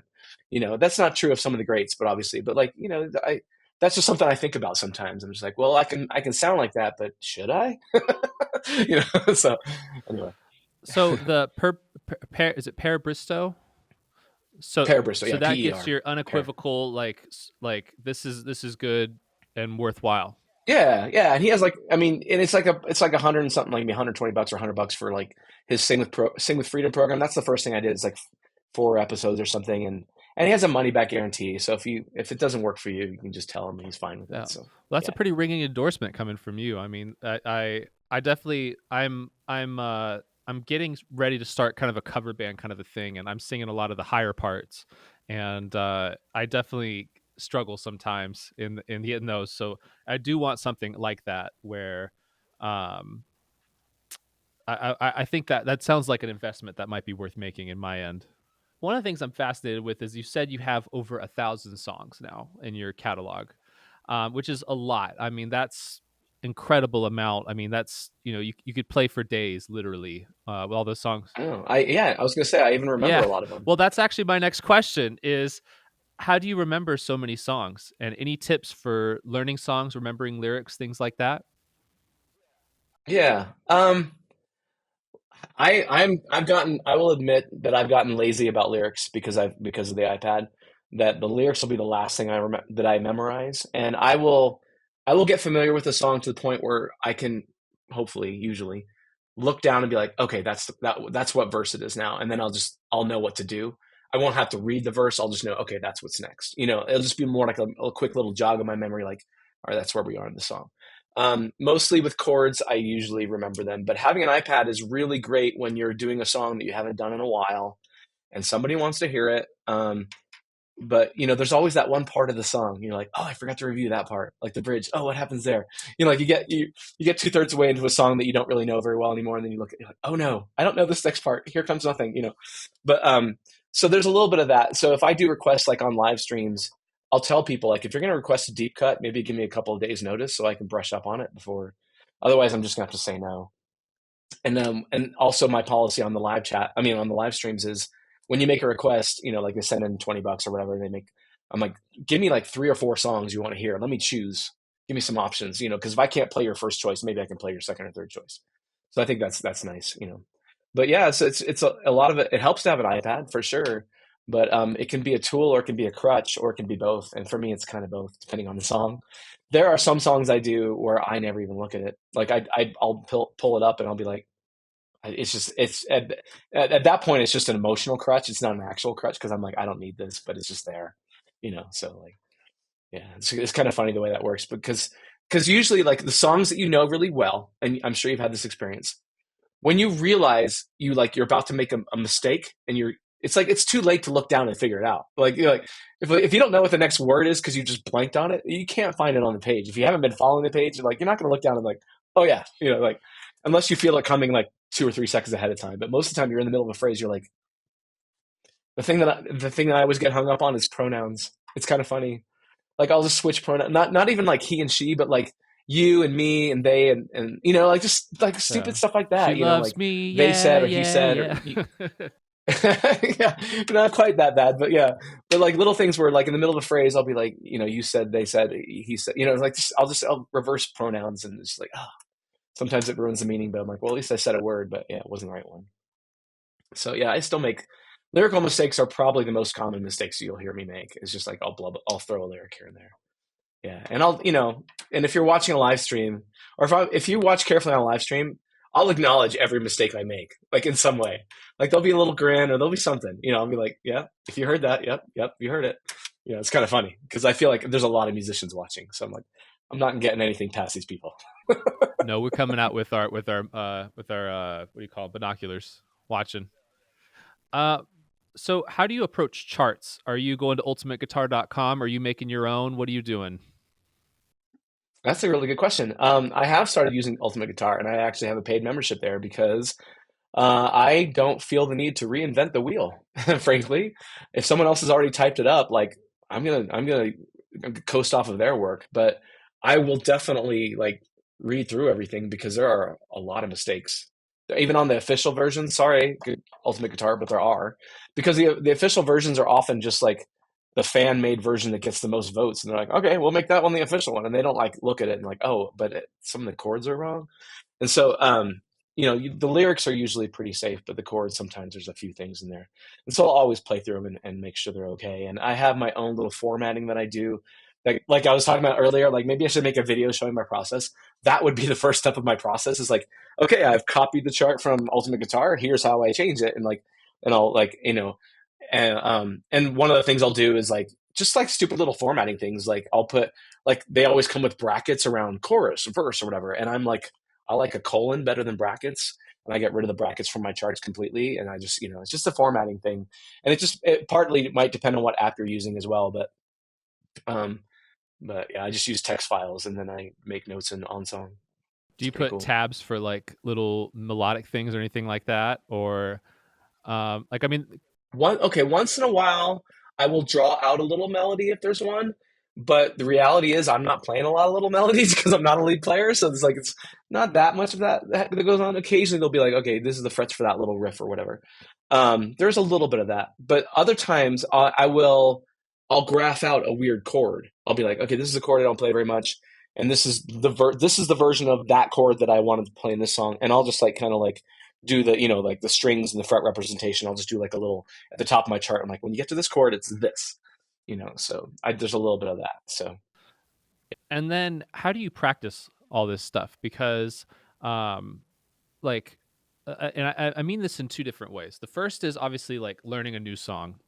The second is stringing the songs together like a rehearsal, because obviously that kind of stuff's important when you're playing a show. Is like how things flow from one song into the next. How do you think about practicing? well, one thing I will mention about myself, um, and it's kind of the way I work, which makes me maybe a little bit unique, is that I often when I go into a show by myself, unless it's like Rush Fest where I have to play, all Rush or whatever. If I walk into a solo show by myself, I won't have a set list. I will have maybe 10 or so songs that I have in mind that I'm like, I'm probably going to play this or whatever. But I usually won't have a set list. And um, I'll start the show in kind of my comfort zone. I'll play two or three songs. I'm like, okay, these are solid songs and they're gonna do well. And then I'll open it up. Often I'll open it up to requests. I'll literally say like, what do you want to hear? And like let people shout out songs because I know that my fans know that I know a lot of songs and they might have some random thing that they want to hear. And I'll be like, if they shout it out, maybe they'll hear it. And so like I do that. When I went to Germany, I played like 10 gigs in Germany in 18 days in January. And for the German shows, like I kind of got a feel from like this is more of a set list. So I'm like these songs work here, and like sometimes there's a language barrier, so you don't want to do as much talking between songs, and you don't know what songs have been hits in different countries, and so like I'll be like, okay, these songs are working, and so I kind of would stick to a pattern. I'd call it more of a pattern than a set list, but yeah, but I think that it's important to have a good flow. My rehearsal when I'm learning a song, the very first thing I do is listen to it, and when I say listen to it, if it's a song that I didn't grow up with, like if it's maybe something that I discovered more recently and I haven't heard it already 200 times in my life, I will try to make up that lost time. I will listen to a song dozens of times, dozens of times. and I'm looking for every nuance of the melody, every nuance of the melody, like little things, like in a verse, like just even one little variation or one variation, like the third chorus, they sing a different word or a different note. Like I try to get everything because my rule is I try not to change anything unless I've learned it the right way first. I try never to change something as a shortcut because I couldn't figure it out. And so, like, if I'm changing a melody, I want to know that I'm changing it. I don't want to be like, oh, this is an approximation. This is what I think he was doing. I try not to allow myself that shortcut. Um, and so after I've listened to it a bunch, at some point I'll sit down and make a chart. But usually towards the beginning, I'll grab a guitar and like, can I play this? Yeah, okay, I can play this. I won't necessarily make a chart right away, but I'll grab a guitar and be like, okay, I can do this. And then I kind of know what key I'm going to do and whatever. Then I'll sit down and I'll play it on guitar a bunch by myself and I'll sing along a bunch and then I'll put it together, the guitar and the vocals together. And that's the last phase. And so I try to get to where I can do it on autopilot with my hands. And so the vocals take most of my brain power at that point. And then if I sing it enough, it's nice when my vocals can be autopilot too. And I'm just, it's muscle memory and I'm just kind of, it becomes more of a performance and then I'm less in my head. So the more prepared you are, the less scared you are, the less anxious you are. And you don't have nervous energy, not like fearful energy. Nervous energy is great because, you need that to get up there and do your thing. And the audience, like that translates into energy for them and it's good. But like, you don't want to be afraid because you're not ready. That's a totally separate thing. Preparation is, that kind of fear is complete. Well, not always, but 99% it's avoidable, if you just prepare. And it doesn't mean you have to be so neurotic about preparing that you just like, work yourself to death. You don't want to be that guy either or that girl, but you should feel like, oh, I can do this on demand. Like, you want me to do that right now? Yeah, I can do it. You don't have to be like, oh, that song. Oh no. Like, you want it to feel like it's something you're just ready to do, like on demand. And if it's a song you've never heard before, like until you're asked to learn it or whatever, I've done some older songs that I hadn't heard my whole life. Like recently I did like Come Monday by Jimmy Buffett. It was a beautiful song. I just didn't know it. So I had to listen to it a lot. And there's little nuances in there. I'm like, I got to get all those, like I want, because he doesn't like, and sometimes it's phrasing too. Like he'll breathe at a different spot, or he'll sing a phrase longer in one verse than the next or the chord, and like all that stuff, I pick up on it. And the more I sing it, I pick up on it. I'm like, oh, he did that differently. And so it's like, it's great to just pick up on all that. And then a lot of it you forget. And when the performance time comes, it just happens. You don't get it all. But the more prepared you are, the more you'll remember and the more you'll nail it. And the more you will give the performance that you wanted to give, that you hoped you would give. I like it. I think there's a lot of great stuff there. So you also play all sorts of gigs. You play corporate gigs, private gigs. You play theaters. I mean, you've played with orchestras. Do you approach these gigs differently? Do you approach a corporate gig differently than you would a theater gig? Do you approach a private birthday party versus?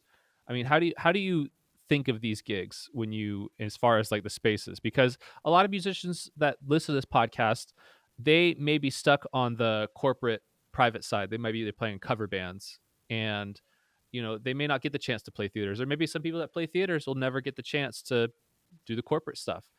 Do you approach these gigs differently, whether that's technique, business, whatever? Yeah, well, the biggest difference would be like um, the audience response at the event and the promotion required for the event. Those are the two like ends of the spectrum that are like the polar opposites for private versus public. So on a private gig, the thing I love about private gigs is that I don't have to promote them. I don't have to advertise them. I don't have to market them. I don't doesn't affect me how many people show up. I'm getting paid a set fee to play a set amount of music for a set amount of time and a set time and date and a set location. You get the point. But yeah, so it's like it's all like predetermined, and and those gigs can be pretty relaxing because all I do is just show up and try to impress people. I'm just here to win you guys over. I can play literally whatever I feel like playing, and I'm just trying to put my best foot forward, make it appropriate for the event, of course. But like, no one's telling me what to play. I don't have to worry about disappointing anybody because I didn't play the right songs. It's just like I'm just here to just to try to wow you and maybe make some new fans, since I've already gotten paid, that's the only thing left to accomplish is to make a good impression, basically. And so private gigs are fun that way because it takes a lot of the pressure off. But I'm walking into a room where I am just a stranger to them. Nobody cares about me. They don't even know I'm the musician until I start singing. They don't recognize me most of the time. Maybe there's one guy in the room. Oh, you're Mike Massé, but like for the most part, they don't recognize me. Maybe the guy who hired me or the girl who hired me is a fan, and that's why I'm there. So they know why I'm there, but everyone else maybe not so much. And but then the public gig is the complete opposite. If it's a theater gig, for example, I walk into a room of like 200 fans, and or whatever, and they have paid to see me, and they know who I am, and they know what to expect, and they have expectations, and so the it's a lot more stress in the sense that like there's expectations, specific expectations, but the reward is way higher than a private gig. A private gig at the end, you'll feel like you were ignored most of the show, right? They're all talking to each other. A few people bobbing their heads, across the room or whatever, or people might give you a thumbs up across the room or whatever. A little quiet clapping, a couple songs here and there, whatever. And then after you're done, you're packing up, and then it's like it's almost like they're embarrassed, not embarrassed, but they're like secretly come. I really liked your music. Like it's something to be like, shh, don't tell anyone I liked it. It's like that's kind of the vibe. It's like you were great. Don't. It's like just between you and me. It's just like I know we were supposed to be ignoring you, but I actually really liked it. Like that's the vibe. But versus after my shows, my public shows, I do like free meet and greets after every show, and I sell merch, and people take pictures with me, and like. And there's nothing better than people coming up to you and just like keeping praise upon you and telling you how much your music means to them. And like, even not even just that concert, but like, I've been a fan for years and I've been following your music, or your music got me through a really rough time, or I lost a loved one and they were a big fan and your music reminds me. And there's like so many touching stories. Like I've heard every variation of that and I never tire of it. And it's like, it's amazing.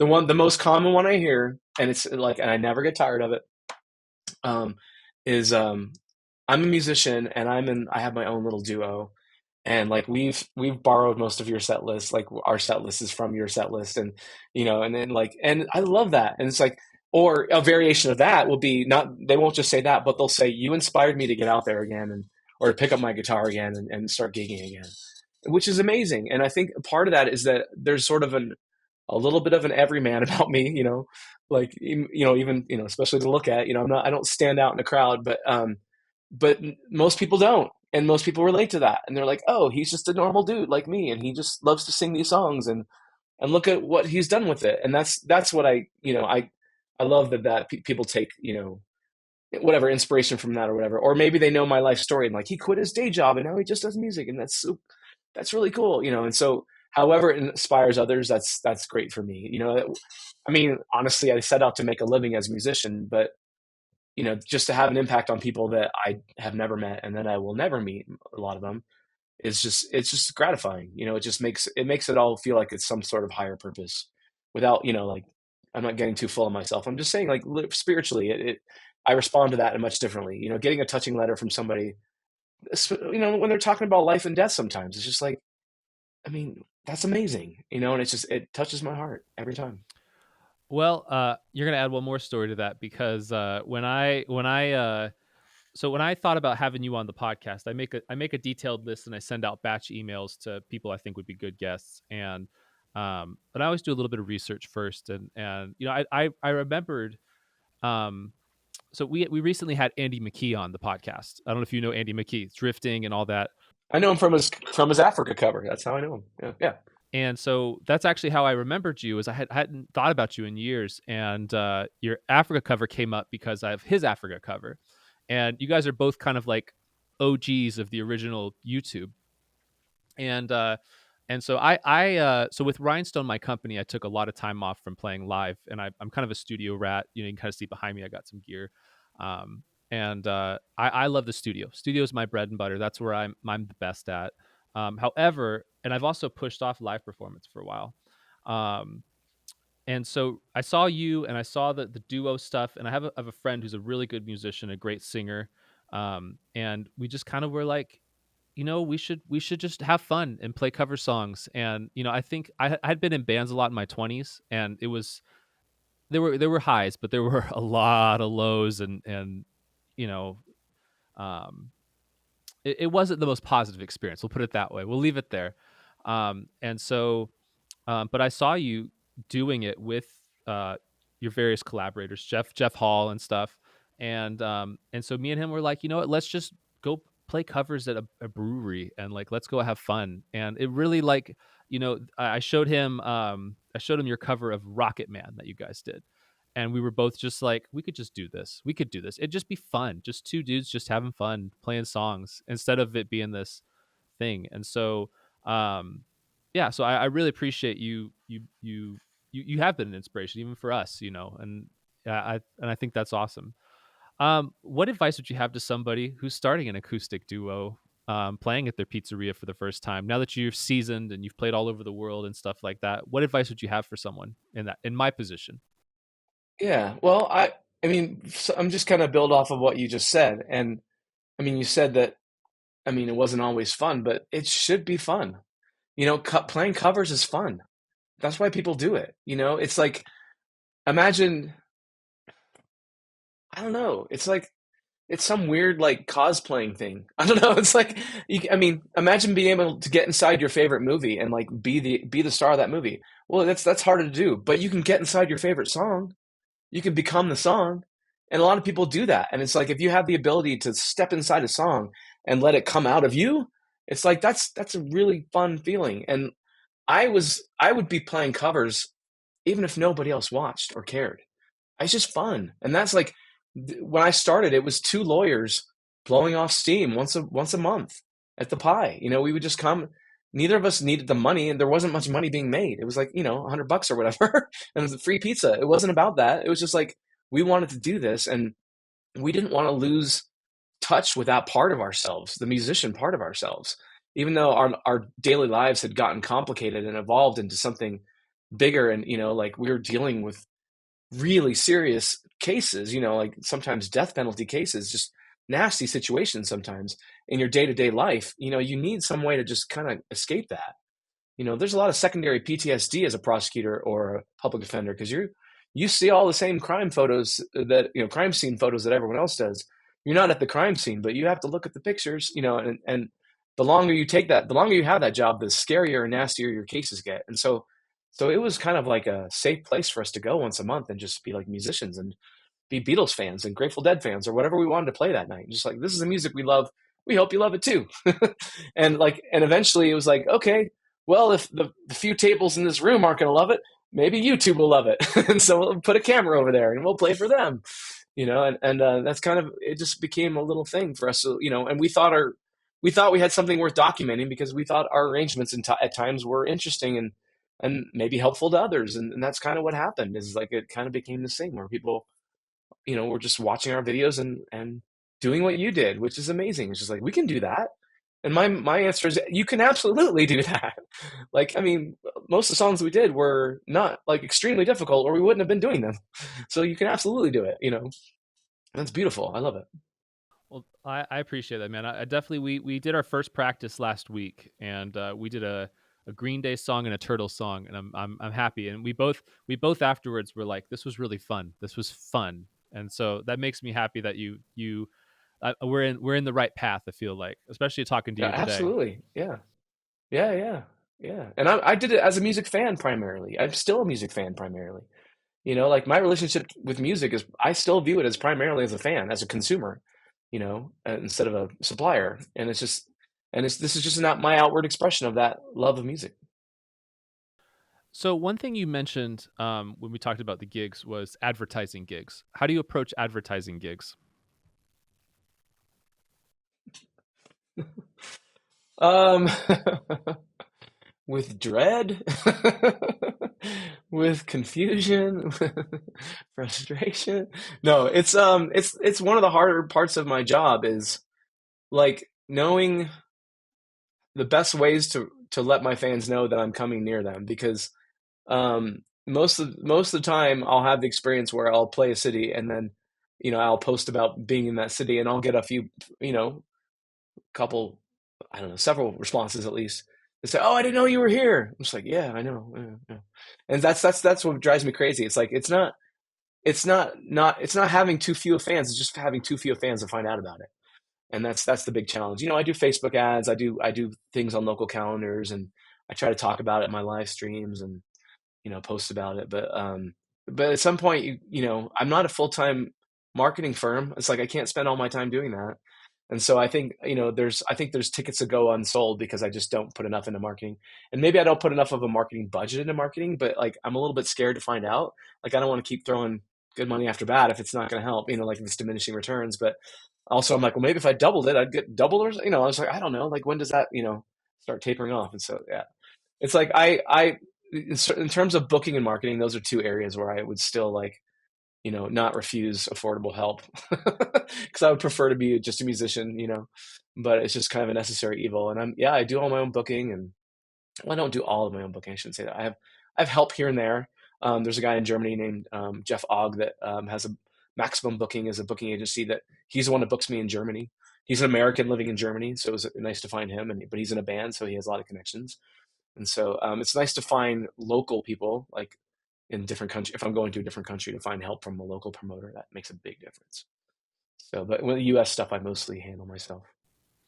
So, how do you approach Facebook ads and local calendars? Are you just looking for different things? Are you Google events? What are you looking for? I use a website called event.com for the local calendars. I think it's EVNNT.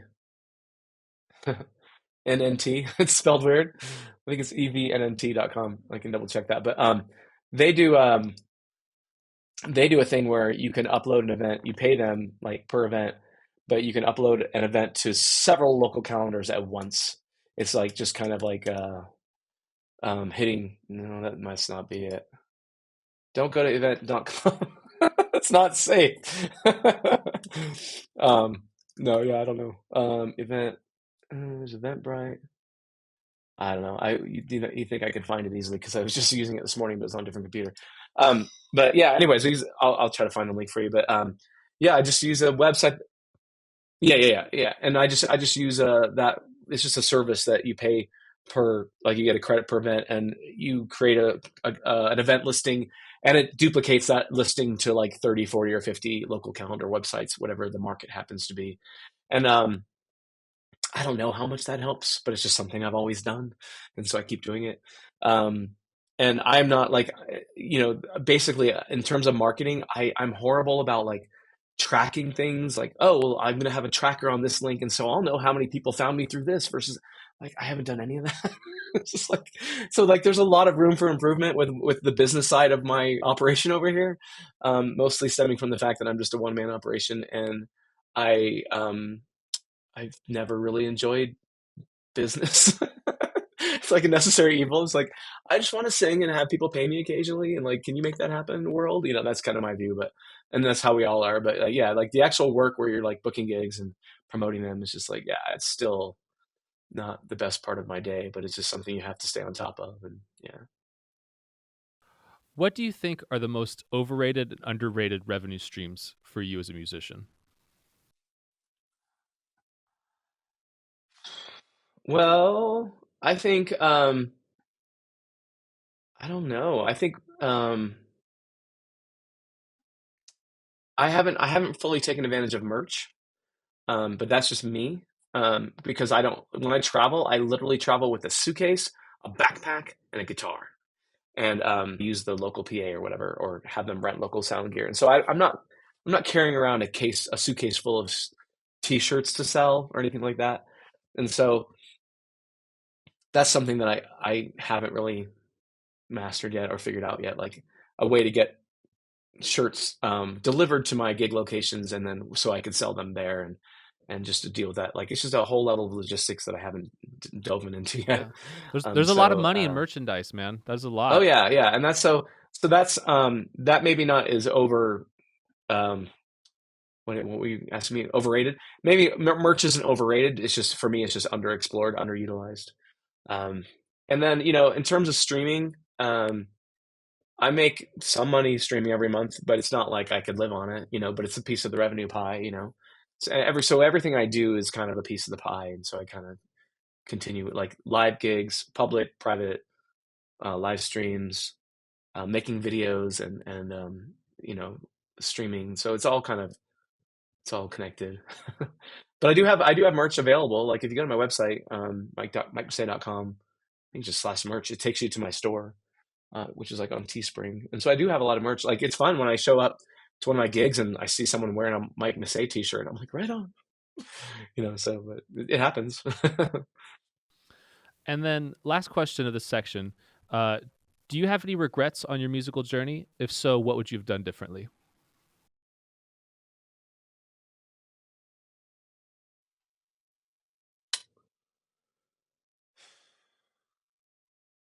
Um, I it's not a huge regret, but I don't know that I could or would have changed anything. But like I think I think during COVID, I think I maybe pivoted a little too hard into live streaming, and I should have made more standalone videos to kind of keep up that content because the standalone videos are what go on to like streaming platforms. Like if I record a song, I'll put it on, Spotify and Apple Music or whatever. But like when I was just doing live streams, I kind of went dark on those sites as a result. But it was just kind of like it's like what it's just there's only so much time in the day, so it was just kind of me. It was more triaging, like I kind of need to focus on live streams because it's my only gig right now, and so it was sort of out of necessity. But I think if I had it to do differently, I might have tried to throw in at least a couple more releases of the normal type, and I did a couple, but it was just like literally like two or three instead of like regularly. So that's the first thing I can think of anyway. Yeah. All right. Well, Mike, that concludes the interview portion of our podcast. We have a small little rapid fire section we'd love to go through with you. So these questions are first thought, best thought. You can go as long or short as you want, but yeah, let's hit it. What is the last album that blew your mind?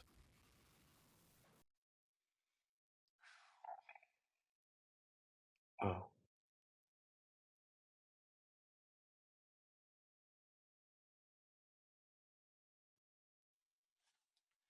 that's a good question. Something that I've kind of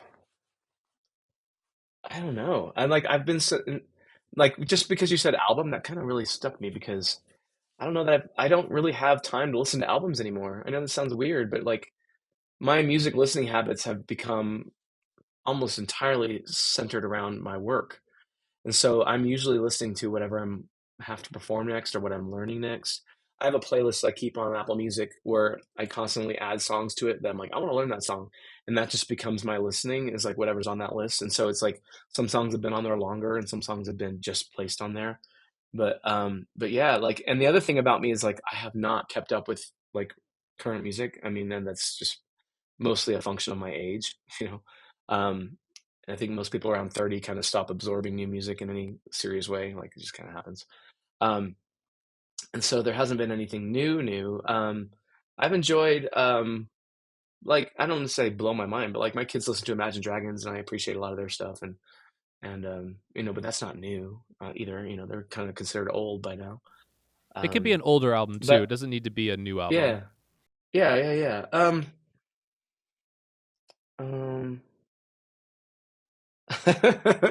I'm gonna say something out of this doesn't it's not really a direct answer, but like I'll say something different. I'll say that the most interesting listening experience I've had lately was listening to the audiobook of Geddy Lee's autobiography called My Effin' Life. I think that was I listened to that when I was driving around Germany and it was really, really powerful and impactful and I related to so many things he said just as a musician. It wasn't just anything about me, but any musician would and just hearing his humility and his insight and he talked about his parents, how they met in a concentration camp in World War II and like Holocaust survivors and there's a whole chapter about that. So it's like the book is moving on many levels. It talks about Neil Peart passing away, the drummer of Rush who died of a brain tumor a few years ago, and how he insisted that the other band members keep it a secret, and how they were basically forced to lie to their friends when they're like, "Well, we heard something's going on with Neil. Is he sick?" And they're like, "No, he's fine."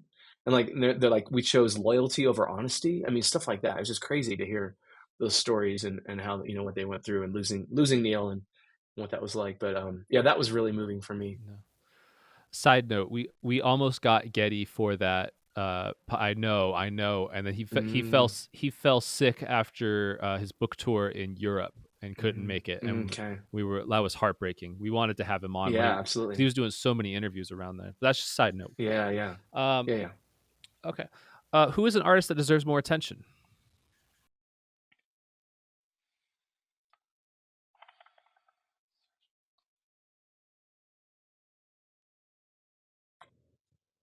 Um, um, that's a good question. It seems like if it's anybody I know about, it's because they've gotten attention. So it's like they're not, that's not their problem. Um, there's more attention. Um, I'll throw out a plug for the Mona Lisa twins. They're fun. They're two sisters that named Mona and Lisa, literally. And they're from Austria, but they sing in English and they sing a bunch of old music. And they had a residency at the freaking Cavern Club in Liverpool. Played over 100 shows there. Do tons of Beatles, and I've collaborated with them. I mentioned them earlier when I mentioned my "If I Needed Someone" cover, and yeah, they're great and they're talented, and we have a lot of fans in common. A lot of fans of theirs are become fans of mine, and vice versa. So I think that's a good plug for them. If you lost all of your gear in a tragic house fire and had to start over with only $1,000, what would you get?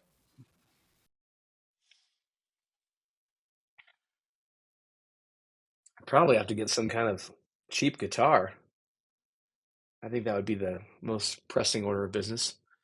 Just have some way to at least perform on guitar. Any guitar in particular? Um, Anything specific? well, um, I guess since I'm sponsored by Ovation, I probably should say it would be an Ovation of some kind. Yeah, they have a lot of good midline guitars, and and they have a lot of nice guitars that are in that price point, under 1,000, because that's a lot of their um, they attract a lot of first time guitar buyers. And my very first guitar was an Ovation when I was, well, my first acoustic guitar when I was a teenager, and it was a shallow bowl. What do they call it? Celebrity applause, I think is what it was. And yeah, and that thing, like, yeah, that stuck with me. And when they reached out to me 2 years back about being sponsored by Ovation, it was like, yeah, it's kind of like coming home. I hadn't played Ovation in a while, and like it felt like I'm like, oh, I remember this. And so yeah, it's been kind of fun to do that, to to be an Ovation person. I even went to their headquarters in Germany because they're owned by a German distributor, and that was super cool. It's like going to the mothership. It was really cool. When a gig is going terribly, how do you recover?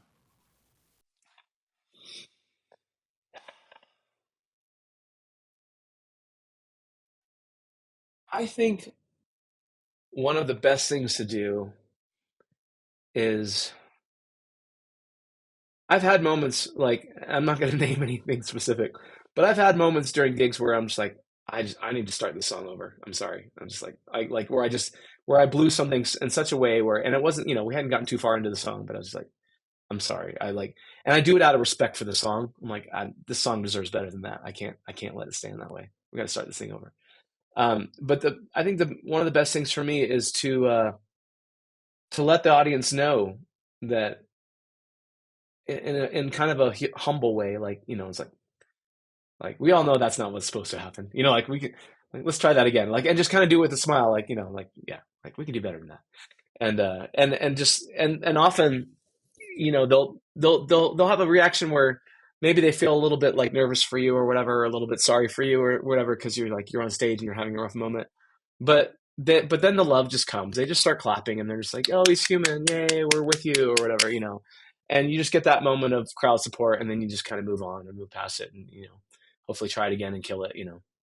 And so um, I think, yeah, I just try not to internalize it too much, and I try to pretend it didn't happen in a way that we're like, I meant to do that because I'm so cool and perfect. Like I don't play it off that way either. I'm a freaking open book when it comes to my facial expressions during a gig. It's like, if I'm not having a good moment at a gig, you'll know it. And hopefully it's because I smiled and not because I went, scowled. Like I've pretty much trained myself to like avoid making sour faces on stage, because I'm just like, dude, you're on stage. You can make the sour faces when you get off stage, like save it. And so I try to keep my composure, and I did a recent gig on Friday night in Denver with a string quartet. And after the show, a fan came up and she was really enthusiastic and really nice. And she's like, Mike, she's like, you're just so nurturing. Like you're just nurturing. And I didn't know what she really meant by that, but like it was something about well, frankly, my stage persona that had just been kind of like a positive thing for her, where she just felt like like she had been nurtured in some way, by the whole evening. And I attribute part of that to the fact that I try to smile on stage. I try to keep a pleasant face, and that's something I've trained myself to do over the years. Like in my earlier gigs, I would be too much in my own head to even focus on smiling. I'd be like, oh, I got to play this right, sing this right. And now I'm just like, if unless the song is like sad or like, just completely inappropriate to smile, like I'm trying to like throw some smiles in there because I'm like, you guys are all having a good time. You're listening to live music. Good for you. Like don't worry about what's happening with me and like I'm freaking out, but like good for you. You're having a good time. Like I just try to focus on that and not get in the way of that. And then they walk out with a better experience and they're like, Mike is such a happy guy. I'm just like, well, on stage, sure. I can pull that off for a couple of hours. Why not?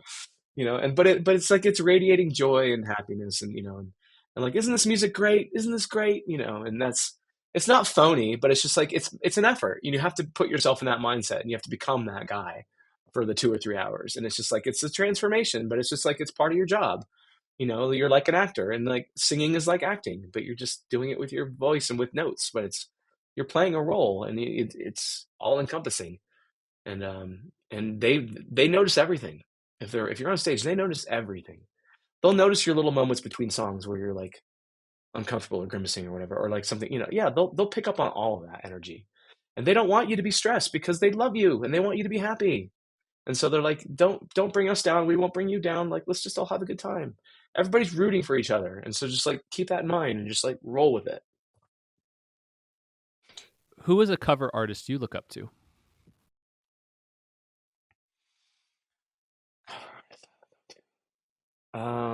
The Grateful Dead. Okay, I'll take it. That's a good answer. Yeah. They've covered a lot of different stuff. Yeah. Often and like even through the end, like they kept learning new songs and they would throw them out there, the ones they liked, and some of them made them into their set list and became staples. And there's some songs that I know because the Grateful Dead covered them, and that I cover because the Grateful Dead covered them, but they aren't Grateful Dead songs. Yeah, so it's Grateful Dead. And honorable mention to Fish. Yeah, we love Fish. All right, Yeah. last They question. cover entire albums, on Halloween, so that's fun. Yeah. All right, last question of the rapid fire section. What do people get wrong about being a musician?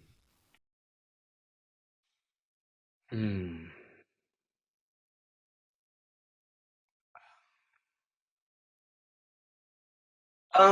probably underestimate the amount of work that goes on behind being a musician. They probably just, focus on the performances and think that's your whole job, but it's a very small part of your job. It's the most important part of your job, but it's everything else centers around making that part happen. And so I would say that would be the underestimating how much work it takes to be a musician. And if you're lucky, how many people it requires to have on your team to make you a successful musician. So like that's sort of that would be my next level of, accomplishment would be to be financially at a point where I could afford more help and quality help that could help me take things to the next level and reach more people. I think that's kind of what's stopping me. I like to think that I have millions of potential fans who just haven't heard me yet. That's the way I like to view it. So. Well, Mike, thank you so much for coming on the Rhinestone podcast. We had such a good time. I loved all the different things we learned and the different gear and the different revenue streams and how to approach cover songs and how to get out there. There's so much good stuff there, and I really appreciate your time coming on here. The floor is yours to promote anything you want to promote. Take it away.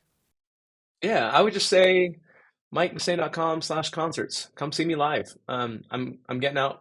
I'm going around the U.S. this summer and just random cities here and there, and I'm continuing. I go to Ireland for a week in October, and then I continue into the fall with other live dates, and I'm adding them all the time. And if I'm not coming to your city, you can bring me there. I do affordable private gigs for any occasion, and so yeah, just come find me live out there or bring me to you, and check out my YouTube channel.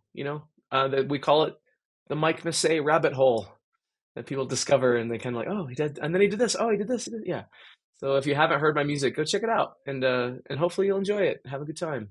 Just turn it on in the background. Just let it play, and just have a good vibe. Enjoy it.